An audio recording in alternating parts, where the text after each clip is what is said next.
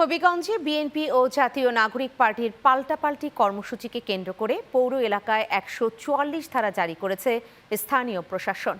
আজ জেলা magistrate doctor GM Sarfaraz এ আদেশ জারি করেন। এরপর থেকেই বিভিন্ন গুরুত্বপূর্ণ স্থাপনা ও সড়কে অতিরিক্ত পুলিশ মোতায়েন করা হয়েছে। বিস্তারিত দেখুন ডেস্ক রিপোর্টে।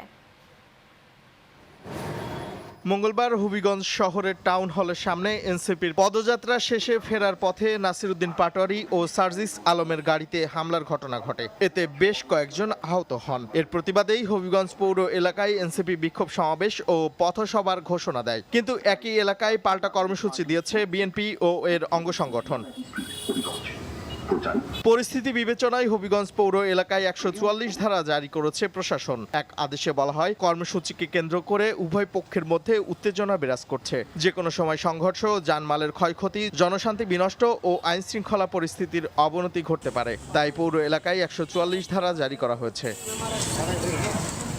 পুলিশ বলেছে, যে কোনো অপ্রীতিকর ঘটনা এড়াতে সতর্ক অবস্থানে রয়েছে। এদিকে দুই রাজনৈতিক দলের পাল্টাপাল্টি কর্মসূচিতে আতঙ্কে রয়েছেন স্থানীয়রাও। রাজনৈতিক কর্মসূচি হোক দেশ ও জনগণের স্বার্থে, এমনটাই প্রত্যাশা সবার। Channel 9 news desk.